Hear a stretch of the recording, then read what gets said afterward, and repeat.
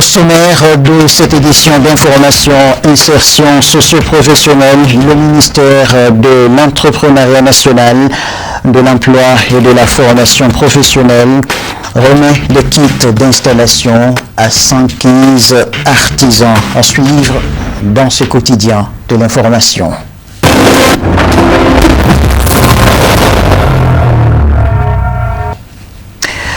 Chers la télévision, la proximité dans la distance, mesdames et messieurs, bonsoir. Merci de votre fidélité. Bienvenue dans ce tour d'horizon de l'actualité. Vous l'annoncez-je en titre, le ministère de l'Entrepreneuriat national, de l'Emploi et de la formation professionnelle, en partenariat avec plusieurs acteurs, a procédé ce mardi 21 juillet à la remise de kits d'installation à 115 artisans. La cérémonie s'est déroulée en présence de plusieurs personnalités, témoignant ainsi de l'engagement des autorités en faveur de la promotion de l'emploi et de l'entrepreneuriat. Mamadou Ben Cherif Soumano et Baba Keita pour Cherif la télévision. Dans le cadre de sa politique de promotion de l'emploi et d'autonomisation des jeunes, le ministère de l'Entrepreneuriat national, de l'Emploi et de la formation professionnelle, avec l'appui de ses partenaires, a procédé à la remise de kits d'installation à 150 artisans. Cette initiative vise à renforcer la capacité des bénéficiaires, à faciliter leur insertion professionnelle et à encourager la création d'activités génératrices de revenus, contribuant ainsi au développement de l'emploi. Monsieur le directeur, Oui. quel est l'objectif de la cérémonie de ce soir? En fait, vous savez, dans le cadre des orientations du conseil d'administration de l'Agence pour l'emploi au titre de l'amélioration de productivité donc, des entreprises, surtout artisanales et locales, à travers la création d'emplois au niveau des métiers, des corps de métiers, dans le cadre de notre étude sur les opportunités de développement local, les filières porteuses. Nous avions donc avec l'APCMM, via les orientations de Madame le ministre de l'Entrepreneuriat, de l'Emploi et de la formation professionnelle, mis en place ces dispositifs qui permettraient justement in fine d'insérer des artisans à la fois performants, compétents, faire ce qu'on appelle l'appareillement de compétences. C'est-à-dire au-delà de diplômes de ceux-là qui ont des titres, ces formations au métier, à travers l'insertion dans les kits, permettront justement de faire l'appareillement de compétences en termes d'adaptabilité et de compétences vis-à-vis des besoins du marché du travail. Aujourd'hui, le marché de l'artisanat, les besoins sont intenses. Il y a assez de besoins en termes de création d'emplois, en termes de besoins, en termes d'opportunités sur le marché local. En ce qui concerne la dynamique inclusive enclenchée par les autorités de la transition, ces 115 kits pour 115 unités artisanales vont donc développer une sorte d'effet multiplicateur par rapport aux emplois salariés. J'ai l'insigne honneur de prendre la parole devant vous cet après-midi pour manifester l'immense joie qui m'anime à l'occasion de la remise des kits auto, emploi, métiers photovoltaïques et des attestations de formation en boulangerie et pâtisserie à 115 artisans. Cette cérémonie qui s'inscrit dans le cadre du partenariat dynamique qui lie l'Agence nationale pour l'emploi ANP et l'Assemblée permanente des chambres des métiers du Mali, APCM. Ainsi, je me réjouis de la présence effective des deux ministres chargés respectivement de la formation professionnelle et de l'artisanat, à savoir.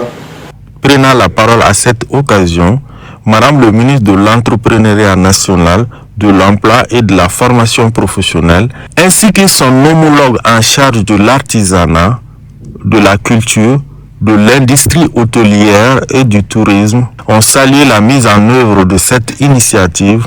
Ils ont invité les bénéficiaires à faire un usage responsable et efficace des équipements reçus afin de garantir la durabilité de leur activité et d'en tirer pleinement profit. J'ai un sentiment de joie et de reconnaissance à l'endroit du ministère chargé de l'emploi et de la formation professionnelle, Madame le ministre Moussa Seck, qui dans sa vision et dans sa politique de soutenir l'entrepreneuriat dans notre pays, a concrétisé ce programme pour accompagner les artisans du Mali. Donc c'est un sentiment à voir que l'ANP qui travaille pour la promotion de l'emploi a un partenariat stratégique avec la PCM, la Chambre des métiers des artisans, et qui se concrétise non seulement par des séries de formations, mais aussi par une donation de 115 kits d'auto-emploi, et ceci est extrêmement important parce que quand on parle d'auto-emploi, ça veut dire que non seulement les artisans sont bien formés en capacité, mais également ils tendent à devenir, ils vont vers un entrepreneuriat développé. C'est pour moi un réel plaisir de présider cet après-midi avec mon collègue, Monsieur le ministre Mahmoud Affé, chargé de l'artisanat, de la culture, de l'industrie hôtelière et du tourisme, cette cérémonie de remise de kits d'auto-emploi au métier de voltaïque ainsi que d'attestation de formation en boulangerie et pâtisserie au profit de 115 artisans dans le cadre du partenariat de l'Agence nationale pour l'emploi et l'Assemblée permanente des chambres de métiers du Mali. Cette cérémonie va bien au-delà d'une simple remise d'équipements et d'attestations. Elle traduit une vision, celle d'un Mali qui investit dans les compétences de ses citoyens, valorise le savoir-faire de ses artisans et fait de l'entrepreneuriat un moteur de développement économique et de création d'emplois. La cérémonie a pris fin par une visite des stands d'exposition suivie d'une photo de famille regroupant les autorités, les partenaires et les bénéficiaires. L'actualité se poursuit en direct sur nos antennes en tant que détenteur officiel des droits télé en Afrique subsaharienne. New World TV a offert à des millions de passionnés du football la possibilité de suivre l'intégralité des 104 matchs de la Coupe du Monde États-Unis, Mexique et Canada 2026, et ce dans les meilleures conditions. C'est pourquoi le diffuseur officiel du plus grand tournoi mondial de football a organisé une conférence de presse puis animé la finale dans une fan zone. Ces activités se sont déroulées le dimanche 19 juillet 2026 au Palais des Sports Salamatou Maïga. Voyons les propos recueillis par Alassane Aïdara et Baba Keïta. Nous avons souhaité prendre quelques minutes avec vous pour partager ce qui anime New World TV depuis sa création. Une conviction simple: les Africains méritent d'avoir accès et de vivre pleinement les grands événements sportifs du monde avec la même qualité, la même passion et la même intensité partout qu'ailleurs. C'est cette vision qui guide chacune de nos décisions. Une télévision faite par les Africains, pour les Africains. Cette phrase n'est pas seulement notre signature, c'est notre engagement. Elle inspire nos choix éditoriaux, nos investissements, notre politique de développement et notre volonté permanente de rappeler les plus grands événements internationaux des publics africains. Notre histoire avec la Coupe du Monde de la FIFA ne commence pas aujourd'hui. En 2022, New World TV avait déjà marqué une étape importante en diffusant pour la première fois la Coupe du Monde de la FIFA au Qatar. Alors en 2026, nous avons voulu aller encore plus loin. Depuis cette compétition, New World TV a assuré la diffusion de l'ensemble des rencontres sur cette chaîne sportive. Dans quelques instants, nous diffuserons le 104e et le dernier match de cette Coupe du Monde de la FIFA, la grande finale. Direction à présent la Côte d'Ivoire et la résidence chérifienne d'Abidjan, où le guide spirituel des Ansar, son éminence Seyid Chérif Ousmane Madani Aïdara, a reçu une délégation du Conseil supérieur de la diaspora malienne de Côte d'Ivoire. L'objet de la rencontre avec Samaïra Sanogo. Composée des membres du Conseil supérieur de la diaspora malienne de la Côte d'Ivoire, cette délégation conduite par ses leaders est reçue avec tous les honneurs dans la résidence chérifienne à Abidjan par le président de la Fédération islamique du Mali. À rendre visite à Assey de Chérif Ousmane Madani Haïdara et reconnaître ses efforts par des propos bien choisis est tout le sens de cette visite de courtoisie. On a attendu que notre président d'honneur, Madame Chérif Haïdara, est venu en Côte d'Ivoire. Si le président fait du déplacement pour venir chez nous en Côte d'Ivoire, vraiment, forcément, il faut que nous fassions le déplacement pour venir le saluer. Précisément, mon président nous Diallo, il a formé la délégation pour qu'on puisse venir saluer le président d'honneur qui est le shérif Ousmane Madani Haïdara. C'est ça que notre objectif de venir le remercier. Oui, effectivement, on est tellement satisfaits. On est là depuis 16 heures. Bon, depuis que le président est venu devant nous, on a attendu, effectivement, il nous a reçus. On est tellement contents de lui. Sourire aux lèvres et satisfaction affichée, les visiteurs retournent comblés de joie suite à cette rencontre avec le président du groupement des leaders spirituels musulmans du Mali. Occasion tout de même saisie pour saluer la disponibilité de Seydi Chérif Ousmane Madani Haïdara. Poursuivant leurs interventions, les visiteurs ont tenu des propos de reconnaissance appuyés par des témoignages forts sur l'engagement et le dévouement du guide spirituel de Zansar à la cause de l'humanité toute entière. Tout droit qu'il a fait pour nous, pour le Mali, vraiment nous on est contents, on est satisfaits. On était venu chercher le droit pour lui. Et puis de faire droit pour lui aussi. Il a fait le droit pour tous les Mali, pour la jeunesse de Côte d'Ivoire et des diasporas maliens en Côte d'Ivoire. Du fait qu'il a fait cette bénédiction pour toute la jeunesse malienne, effectivement nous on est satisfaits, on est bien régalés de la visite. On est satisfaits. On salue le président, on salue tous les Maliens et puis toute la transition que le président n'a qu'à continuer de faire le droit pour le Mali. La jeunesse, c'est notre souci. Vraiment, on est content.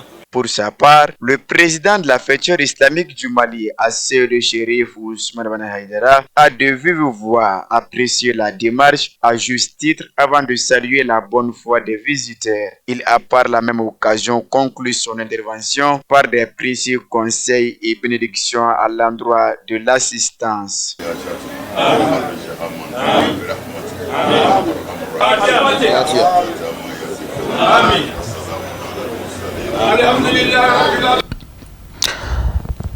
Dans le même registre, les jeunes ressortissants du Wassoulou résidant en Côte d'Ivoire ont rendu visite au président du Haut Conseil islamique du Mali, également président du groupement des leaders spirituels musulmans à sa résidence de Côte d'Ivoire.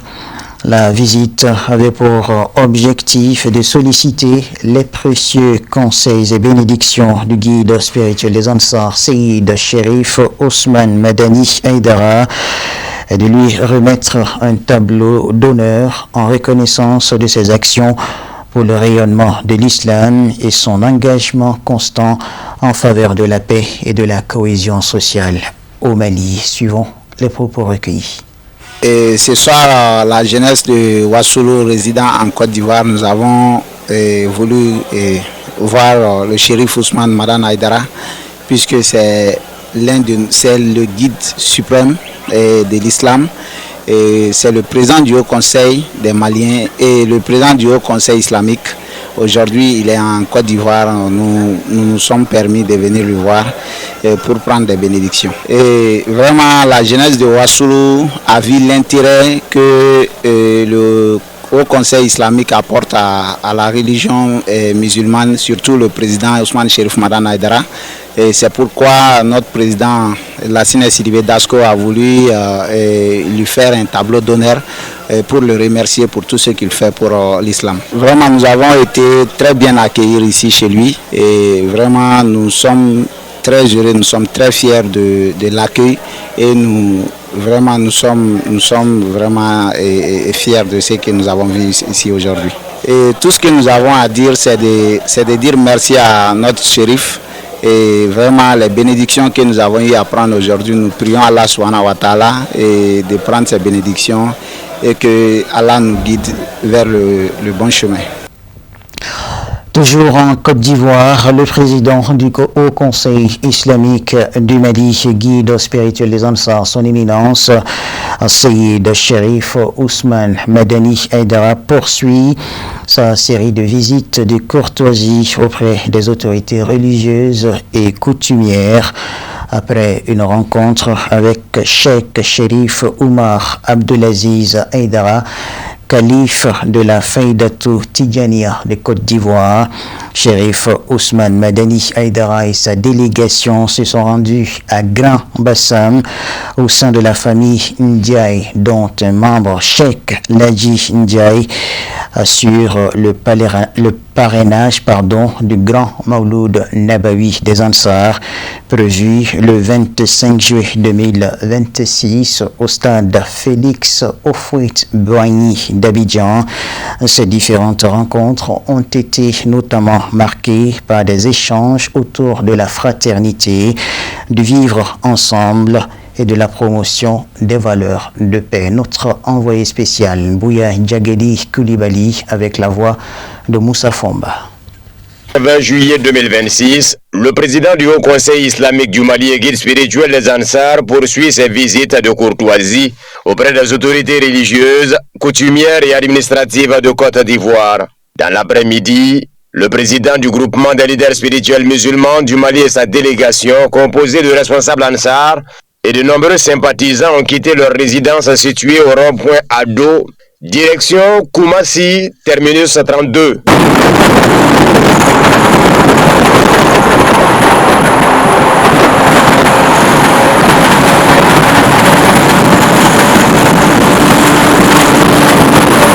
Première étape de cette tournée, le domicile de Cheikh Cherif Oumar Abdelaziz Haïdara, calife de la Faydatul Tidjaniya en Côte d'Ivoire.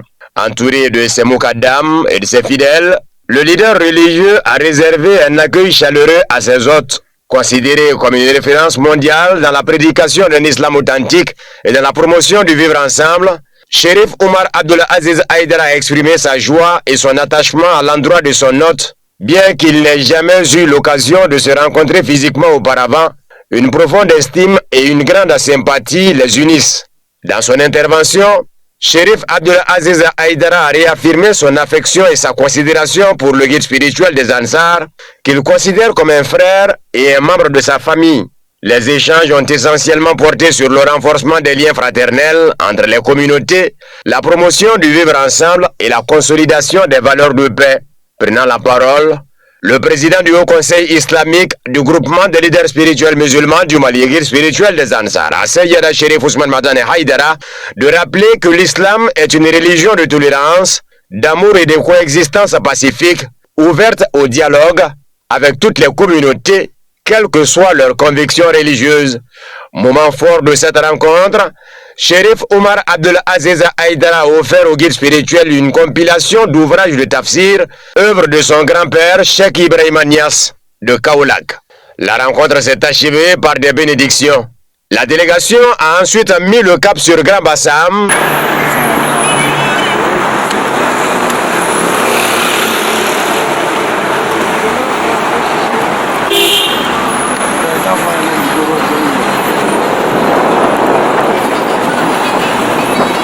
Première capitale administrative de Côte d'Ivoire, notamment dans la famille Ndiaye. Le guide spirituel des Ansar et sa délégation ont parcouru plus de 44 km depuis leur résidence du rond-point Ado pour rejoindre cette famille qui entretient des liens étroits avec les Ansar du pays.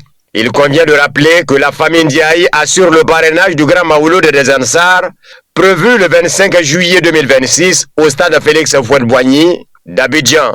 Après les salutations d'usage, le guide spirituel des Ansar a renouvelé les mêmes messages de paix, de fraternité et de cohésion sociale développés lors de sa précédente rencontre.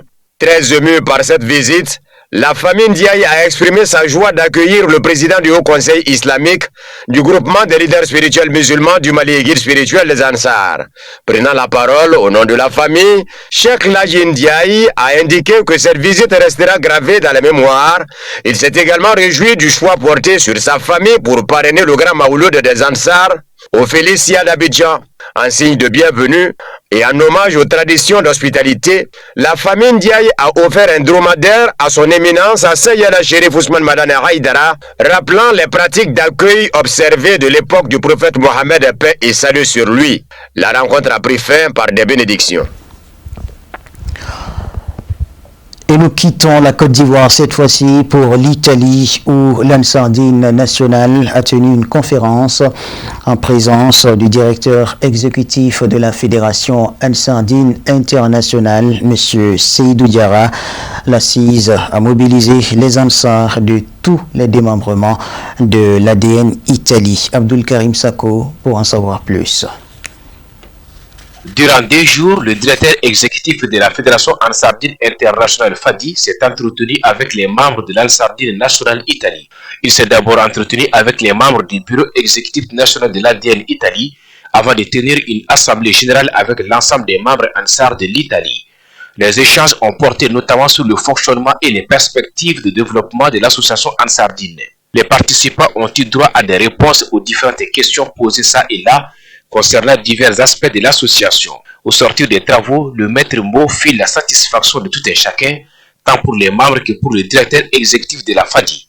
C'est dans le cadre de la conférence du bureau exécutif national de l'ADN Italie.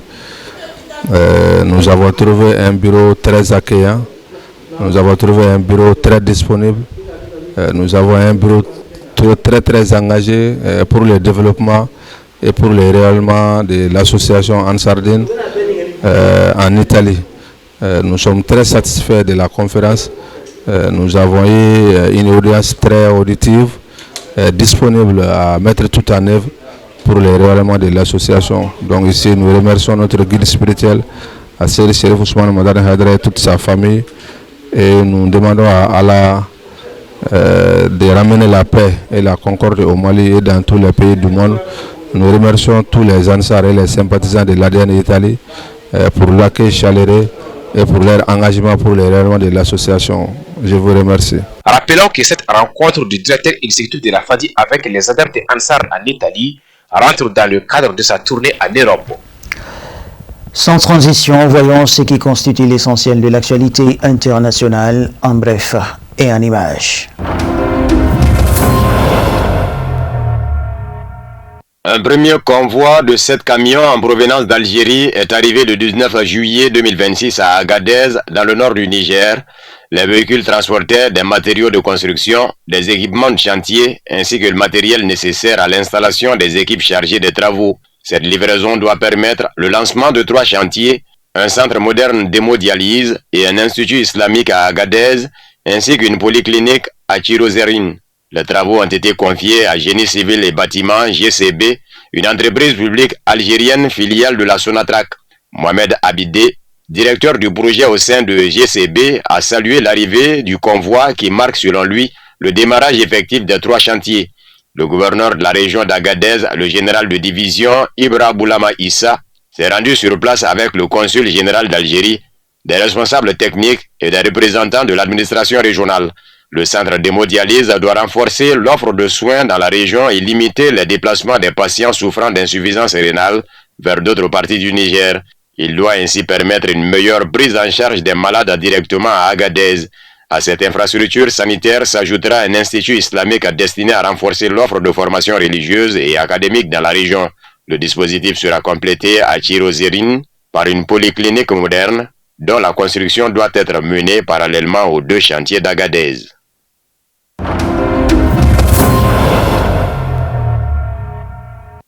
En République démocratique du Congo, l'opposition décide de reporter la marche prévue le 22 juillet à Kinshasa contre le projet de modification de la Constitution.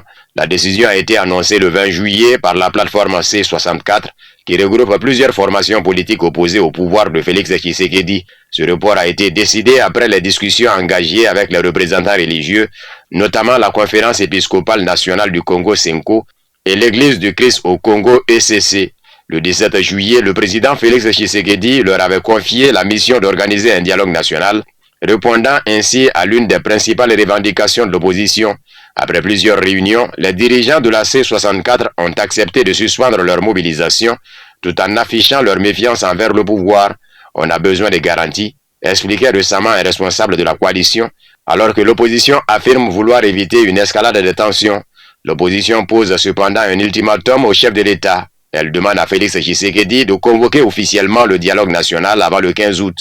À défaut, la C64 menace de relancer des actions citoyennes pacifiques pour défendre, selon elle, l'ordre constitutionnel, la démocratie et l'état de droit. Les responsables de la coalition appellent leurs militants à rester mobilisés et demandent au pouvoir d'éviter toute provocation dans les prochains jours. L'un des principaux points de tension reste la loi référendaire adoptée en juin, qui pourrait ouvrir la voie à une modification de la Constitution.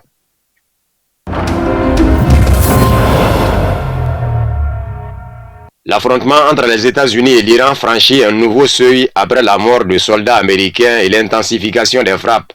Téhéran menace d'élargir le conflit en visant les intérêts américains dans la région et en mettant sous pression le détroit d'Ormuz. L'Iran affirme être prêt à répondre à une éventuelle offensive terrestre américaine, alors que les frappes entre Washington et Téhéran se poursuivent malgré les tentatives de médiation diplomatique.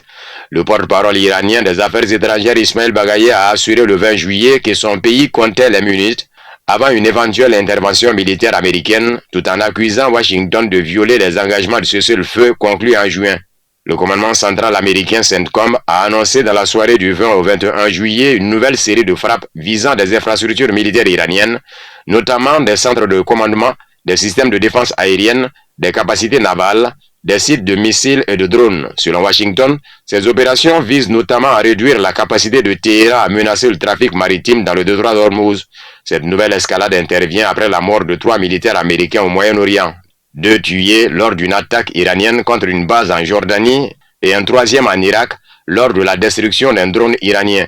Le président Donald Trump a affirmé que les frappes américaines avaient été menées à l'honneur des soldats disparus, promettant une réponse ferme contre Téhéran.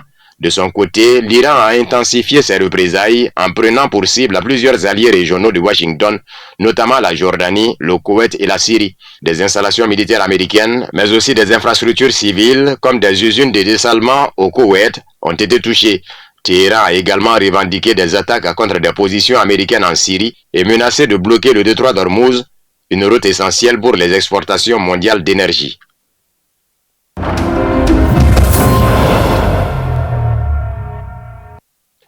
Le Nicaragua ne devrait plus organiser d'élections selon son président Daniel Ortega. Celui-ci affirme vouloir fermer définitivement la voie électorale à l'opposition car elle ne soutient pas la loi sur l'enseignement gratuit et ne veut que tirer des profits des écoles.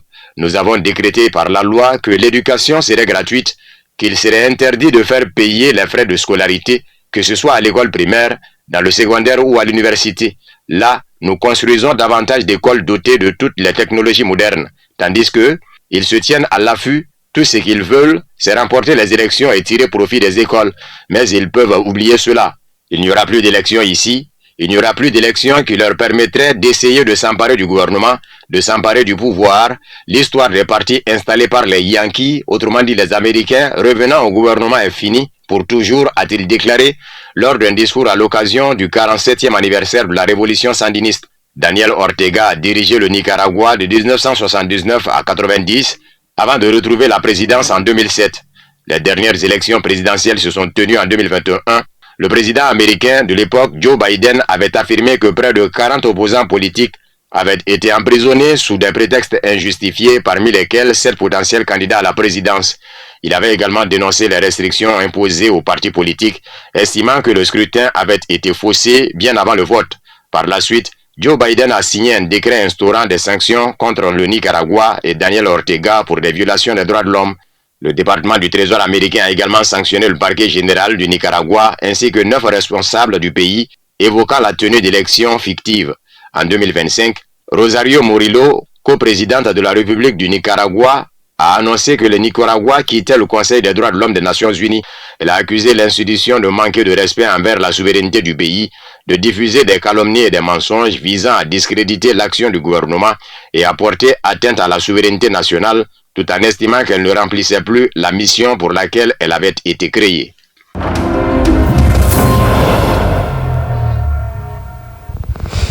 Voilà, c'est la fin de ce tour d'horizon de l'actualité. Merci à vous de l'avoir suivi. Bonne suite de programme sur nos antennes. Bonsoir.